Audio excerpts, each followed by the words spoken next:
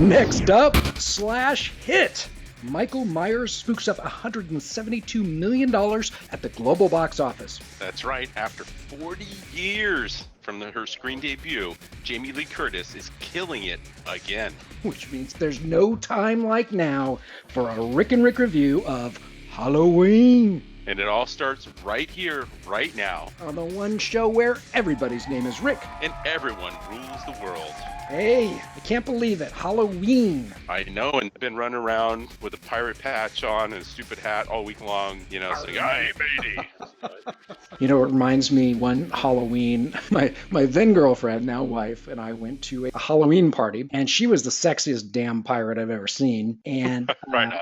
Yeah, but I was Superman, Clark Kent turning into Superman. Oh, I think I've seen this. I think you've seen a photo of this. And so Yeah. I had the suit and then, sort of the shirt opening up to, the Superman insignia and the shirt underneath. But my wife built out this thing with the tie, so it was actually flying behind me. So it looked like I was in motion. Great in theory, really bad idea in a crowded party, let me tell you. If I turned, someone was getting smacked. Oh, that's funny. Now I wonder if I still got photos of her as the pirate, though. I got to look that up. This movie, man, between the actual holiday and the movie, I mean, it's kind of a crazy time right now. We are going to have a Rick and Rick review of Halloween, but before we get there, I think that we have to take a moment to thank our listeners here. Yes. October, record month for us. So I think I mentioned to you that March was pretty good, and then we're kind of normal, and then all of a sudden in August, there was a spike. Then September, we doubled that spike. October could come up to triple September spike. Wow. So we have to thank folks, especially folks who left 5-star reviews on iTunes. We have 5 of them right now. So whoever you are, awesome. Huge thanks. It was my dad, my brother, my sister, it was anybody I could, I'm joking. Better damn well be. All of our friends better get on there and give us a 5-star review. And let me tell you, the holidays are going to be really uncomfortable if they didn't do it. I'm just saying. So everyone, if you have not put in a 5-star review for us on iTunes, please do that. And even better, leave a 5-star review and glowing written review on iTunes for us as well. We are working on a total RICKHEAD t-shirt that we're thinking about giving away to the first 3 people in the United States who leave glowing reviews. I have no idea how we'll do that yet, but definitely keep that in mind because it's a possibility. We also do have to take a moment to thank everyone who is helping Rick and Rick Rule the World live up to its name. I got to tell you, Rick, we have people that we need to thank here tuning in to the show from San Francisco, New York City, Los Angeles, San Jose, Chicago, Dallas, Seattle, Sacramento, Miami, Denver, Oakland, Anchorage, Phoenix, London, Amsterdam, Lisbon, Frankfurt, and on. Cities around the world. So thank you so much for joining us in the fun, everybody. Yes, thank you. That's awesome. Okay, so we've got a monster of a hit on the show today. We are going to be reviewing Halloween. But before we get into that, so I'm at a barbecue today. I'm talking with a bunch of people, met a couple new people. And in the conversation, I heard this story, and at first it sounded like it was so crazy it couldn't be true, but then the details kind of came out, and I guess it is. So if you remember, when we were kids, you were a little boy, I was a little boy, and we always probably talked about farts and poop and stuff like that and laughed to ourselves. And by the time my kids were of age, and they were 7, 8, 9 years old, Captain Underpants came out and everybody joked about that. Well, apparently, not to be outdone, some toddler said, "Hold my sippy cup," and there's like a new level. And so there is a song going around the internet right now that kids are crazy about, and apparently it's making it to birthday parties, called "Poop in My Fingernails." I swear I'm not making this up. I looked it up. I found it online. I literally, we were at the party. We hit the button on the Alexa and said, "Alexa, play me Poop in My Fingernails." And like that, Alexa was playing it. And it is absolutely hilarious. And apparently, kids are loving the song so much that they're asking their parents to make birthday parties around this, which I'm not even sure what that means. I Yeah. just can't picture what that Chocolate means. frosting somewhere in there, but I don't want to think about it. Have you heard about this? I have never heard of that song. Here I thought that coffee makes me poop gum was pretty gross, and now you're saying poop in my fingernails is a song. Yeah. So apparently the band is the Toilet Bowl Cleaners. And I Of shit you course. not. I feel like I'm making this stuff up. And the hit song is "Poop in My Fingernails." And their whole thing is, their quote for this particular song is, "You thought we ran out of poop songs to sing about. You were wrong." Jeez. Poop in my fingernails. I'm gonna definitely have to play that and see what that's all about. Yeah. But gross. So it got me wondering. I mean, like, obviously this is an escalating thing, right? Like I said, we made, Yeah. fart poop jokes when we were kids, and it was inappropriate. And then Captain Underpants came out, and that was still quasi inappropriate, but the parents put up with it. Now this, and so, like, I'm picturing what the rest of this album looks like, right? And what other bodily functions are they singing about? So, maybe, the secondary B side is, "Where's my Pepto Bismol?" The follow-up album is, "I pee when I giggle." And, let's not forget the crowd favorite, "Chitty Chitty Adult Diaper." I don't know. I don't know Gross. where this is going. You just I made don't me know think where of it's going. that old SNL skit. Oops, I pooped my pants. Let's not forget that, Kmart had that commercial 4 or 5 years ago, Yeah. which was "Ship My My Pants." And I'm pants. Yep. saying SHIP for the audience. Yep. Ship my pants. And I they just went shit my through. pants. Exactly. They went through a Kmart store. It's like, "I'm sorry, sir, we don't have that in stock, but I can have that shipped to your home." "Oh my God, you can ship my pants? I just shipped my pants." We have a monster hit on our hands this week for you. And so when we come back after the break, we are going to review Halloween. Hey, Rick and Rick Nation, don't forget to check out our all new website at rickandrick.com, where you can listen to new and archived episodes, join in on the conversation, or, just make fun of our photos. It's double the Rick in just one click at rickandrick.com. You see how I did that? It was clever, wasn't it? I like that. All right, we're back here on Rick and Rick Rule the World, and it is time for the official Rick and Rick review of Halloween. And before we get too far, spoiler alerts ahead. It's not often that you can take and reboot I mean, this is literally a cult classic. Yeah. That you could reboot it, make the kind of money that they're making, and get the amazing reviews that they are. They have done something that I think is admirable. I don't think many franchises could be rebooted this way. No, this is a phenomenon, and I will say I think I saw that it was biggest October opening. I could be wrong there, but then also the biggest opening for a female lead over 55 by itself is a pretty big deal. Oh, right I've on. lived in times where, women over 30 felt like they were being overlooked, and here Jamie Lee Curtis is over 55 and she's just kicked ass at the theater. So kudos to her. Yeah. So what'd you think? Well, it's interesting. So this one is 40 years, 4 decades after that original, in which Jamie Lee Curtis played, I think it was Laurie Strode was her name, and she was menaced by Michael Myers. And he is still alive. He is in his 60s, close to 70, and he is at a mental institute, and he is being shipped somewhere, and of course he breaks loose. Jamie Lee Curtis plays Laurie. She's a grandmother now, and she has a grown daughter who's married and has a teenage daughter of her own. But Jamie Lee Curtis and her daughter are estranged because everyone kind of thinks she's kind of a wacko now. Jamie Lee Curtis has this whole survivalist mentality because she's certain that Michael Myers is going to reappear at one point or some point and try to kill her and the people that she loves. I think my reaction was meh. It is getting all of these outstanding reviews. Everyone seems to love it. It's kicking ass at the box office, and nothing about this movie got me. No chills, no thrills. I literally was like, okay, that was fine. Is some blood and guts. There's some great scenes in it. You're framed a certain way. The music's great. The first movie did such a great job of capturing this sort of evil lurking under the surface of suburbia. This movie, there are moments that are like that, but it was fine. It was fine. So you didn't think it was awesome? I would give it a C+, maybe.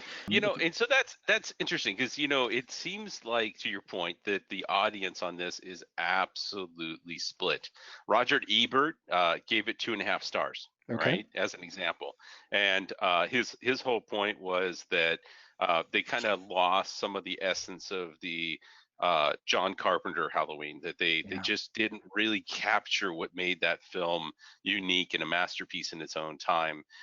However, when I've read many other reviews, the answer's been completely different. People have thought that it was over the top awesome, that it stood on its own. And I gotta wonder. We've talked about this before with other things. I gotta wonder how much of that separation in opinion comes from people who experienced the original versus Ah, people who are seeing it for the first time. yeah, Because that's a very good our question. kids never watched the original, or if they did, the special effects and the storyline were probably not as relevant to them as it was to us. Yeah, yeah, that's a very good point. Now, we should mention here that this movie is pretending as if all the other sequels to Halloween did not happen. So it is supposed Sorry. to be a direct sequel to the original. There is an interesting twist here. There are a couple of reversed scenes. If you remember in the first movie, there's a point where Laurie has somehow, I think it's Laurie or the doctor, Loomis, who has tried to recapture Michael, shoots him or something, and he falls over the ledge, the second floor of the house where she's babysitting, and they look down Right. and he's on the ground. They talk, then they look back and he's not there. Well, Right. in this, same thing kind of happens, but Michael tosses Laurie over the top of the second floor, looks down, her body's there. He turns around because her daughter and granddaughter are in the house. He looks back and she's gone. And yeah, it was a Ah. really nice touch. And you realize in the last, I don't know, quarter, maybe closer to the end, you realize that Michael's not the hunter here. Laurie is the hunter here. She's hunting him. And by the Right. end, you see that she has laid a trap for him, the one way that you would imagine you could kill Michael. So, and they have this sort of cathartic moment, of course, light Exactly. him on fire. Right. So Right. it was cathartic, and it was fine. Now, I have to say, I love Oh, Jamie interesting. Lee Curtis. If I am in Southern California and I am going to see one or more celebrities, one of them is always going to be Jamie Lee Curtis. I Right. interviewed her years ago, 90s, for one of her movies. I mean, she's exactly like you imagine her to be, totally cool, totally sexy, totally fun. So I love her. I saw her just at Comic-Con 2 times ago, and I want to say I saw her one other time. Her mom was on a flight from LA to New York one time. Her mom was Janet Leigh, who played in Psycho. Oh, right. Right. So she's great, but this movie just didn't do anything for me. Apparently, it has done a lot for a lot of people. Just I am not among them. If you think about it, I was just looking at the dates for this. So Halloween, the original Halloween movie came out in 1978, Yeah. right? So we were both pretty young at that point. Yep. But I remember watching a lot of these, and at the time, I think it had to have been after this. So in '78 you had Halloween. In Yep. 1980 you had Friday the 13th. Yep. In 1984, you had Nightmare on Elm Street, Yep. and we've talked before about Werewolf in London, Yep. American Werewolf in London, Yep. which was the one movie I begged my dad to take me to see that I then had to leave 15 minutes into it because I was Did you really? terrified. Oh my Oh. God, yes. I begged him and finally convinced him to do it. And then we went to the movie and I literally lasted 15 minutes. I couldn't do it. Oh. The first time the decomposed friend came to the bed, it was like, I'm out, I'm out. I did come across some great trivia, and I've only found out in the last month or so that Michael Myers' mask is actually a Captain Kirk mask, a William Yes, Shatner mask. It was bought yes. for $1.98 at a hardware store, and I just read today that what the artists, whatever makeup artists did, they kind of expanded the eyeball sockets a little bit, and then they spray painted it with white blue, kind of a white blue color. So there's been this whole generation of folks who grew up not realizing they were so terrified of William Shatner. And then the other thing too is, have you ever seen Halloween 3? Remind me which one that is. So this was early 80s. Honestly, they all blended together for me. Yeah, I think this is the last one I saw. I might have seen a 1990s one, but this one was complete departure. And it was John Carpenter and Deborah Hill brought it out. I don't remember if he directed it. It had nothing to do with Michael Myers. They Oh, decided that right, if right, they were right. The going to season of do which this, I see it now. yeah, Yeah. they decided that if they're going to do this, let's make this a anthology series. almost like a Yeah. night gallery, but on a huge scale, where each Halloween, the idea was they would have a new Halloween movie with some scary new thing, and each of them might create franchises of their own. Nobody bought it. It was pretty much a flop. Yeah, if I remember right, it almost completely killed the Yeah, movie franchise. I mean, they had serious concerns about running the franchise after that. But the interesting thing is what you talked about is he tried to create a very expandable universe, right? By trying to make it adapt so that you can go from movie to movie and it's almost a different storyline, which is exactly what American Horror Story exactly. Yeah. does every single season, Yep. and it's so effective. So it's interesting, you can see a show that took that same idea and actually has made it work. Well, yeah, and you look at American Horror Story, it's not just, one season is a story, but each season, totally different settings, the same actors playing different Yeah, characters in many cases. yeah. I did read that apparently back in 78, there was, when people were reviewing the movie and in college and whatnot, people writing papers about it, they had argued that if you look at that first movie, any of the kids who were promiscuous, their boyfriends in the movie, they all died, and Laurie Strode's, who was still virginal, was the one who survived. And a lot of people uh, thought that that's what that message was all about. Carpenter said, no, it's just a horror movie. But he said, if anything, it's the opposite. It's that Laurie Strode is the one sexually frustrated member of her clique, and that she phallically stabs Michael Myers, to get her frustration out, if anything. He said, but it's not. It's just a horror movie. So I thought that was interesting. But it did spark a whole thread of academic, sort of exploration around the concepts in that movie. Okay, so we're going to come back. Okay, we're back with Rick and Rick Rule the World. It's time for everybody's favorite weekly quiz where Rick M poses multiple choice questions to test your knowledge of some of this past week's biggest news and events in the world of marketing, media, tech, and pop culture. Rick Wooten will be playing in studio and fans can play at home to compare answers. You ready, Rick Wooten? I'm ready. Let's play. Loaded questions. All right, question number one. This week, the New York Times ran an article titled The Spooky Side of Machine Learning about how researchers trained artificial intelligence to come up with Halloween costume ideas. Which of the following was not one of those costumes created by AI? A. Zombie schoolgirl. B. Toaster boy. C. Ruth Bader hat guy. D. Frankenstein's bunny. Or E. Vampire baseball clown. Which of these costume ideas was not generated by artificial intelligence? Ruth Bader hat guy. That's freaking crazy, isn't it? But no, you are incorrect. The correct answer was vampire baseball clown. So according to the Times, the neural network produced different names at different stages or epochs of training, and they included zombie schoolgirl, toaster boy, Ruth Bader hat guy, Frankenstein's bunny, and baseball clown, to which I just added vampire. But one of my favorites, there was Donald McDonald. It's a cross between Ronald McDonald and the Donald, but none of it beat McGrimace dressed as Thanos at Comic-Con. I'm sorry. That's true. That's true.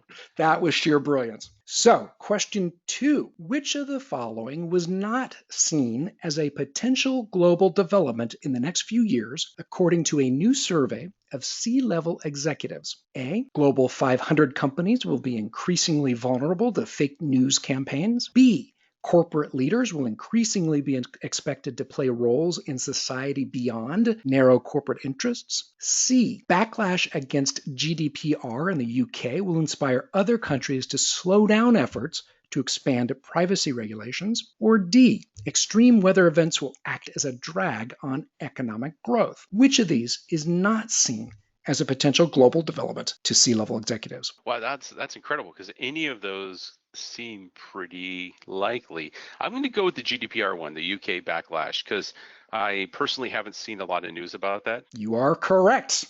So, according to eMarketer, they reported on a study titled 2018 Views from the C-Suite. Each of these is something that C-Suite executives expect to see in the next few years, except for item C. Instead of a backlash against GDPR, the survey finds executives seeing that the EU's new GDPR will inspire other countries to expand privacy regulations. Yeah. Listen, We're actually already seeing that with Canada. Canada is actually the next one up. Well, yeah. In fact, California just passed the California Consumer Privacy Act. It goes into effect in 2020. It's going to put GDPR to shame. That law will have global implications for anyone that's doing business with anyone within California. So that is going to be a major, major event in 2019, leading up to, I believe it's January 1st, 2020, when that law goes into effect. It's going to be interesting to see if they can even enforce it, though. I mean, Yeah. that's going to be pretty tough. It will be interesting to see. It's been a couple weeks since I saw the exact details, but it targets tech companies pretty heavily, including mobile carriers, which carries a lot more data about us than most people realize. So it'll be interesting. It's one of those things where as marketers, shoot, you're taking away some of our best targeting capabilities, certainly happening with GDPR. But as a consumer, I'm kind of like, you're right on. All right. So question number 3, which of the following television shows had their premiere 47 years ago this month? A, The Super Friends, B, Electric Company, C, Sigmund and the Sea Monsters, or D, The Brady Kids Go to Rehab? Hey, it's not D. I'm going to guess Super Friends. A good guess, but no. Super Friends came out in 1973. In October 1971, Electric Company, including established stars like Rita Moreno, but also, among others, a guy named Morgan Freeman, who went on to do some stuff. All right, so question number 4. The Wall Street Journal recently did a story about deep fakes, which are A, fake news items created by the imaginary deep state, B, 2 of the reasons Kim Kardashian likes to say, my eyes are up here, C, videos made with AI that make it possible to show anyone saying anything you want, or D, videos made with AI that makes it possible to show anyone doing anything you want. Which of these is the description of deep fakes? It's the last one. It's being able to create videos with somebody's face, showing them saying and doing whatever you want.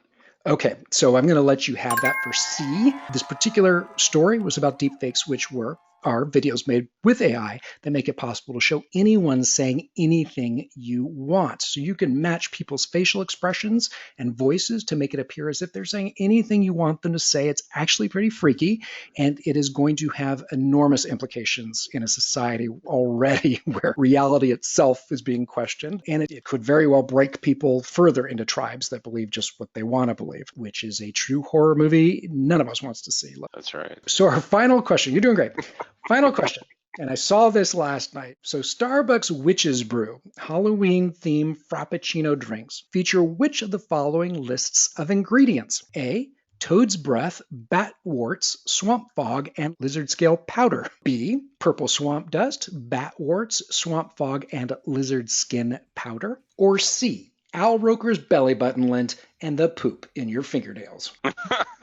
Which of these is the list of ingredients according to Starbucks for their Witch's Brew Halloween-themed Frappuccino? I'm going to guess C. Shoot. The correct answer is A. According to Marketing Dive, this limited edition blend is layered with purple toad's breath that tastes like orange cream, a green swirl of chia seed batworts, whipped cream swamp fog, and a dusting of green lizard scale powder. So, wow. Definitely check that one out. Awesome. Well, that is going to do it for us today. Thank you, everyone, for making Rick and Rick part of your world everywhere in all those amazing cities. Be sure to tune in next time for the one show where everybody's name is Rick and everybody rules the world. Thanks so much, everyone.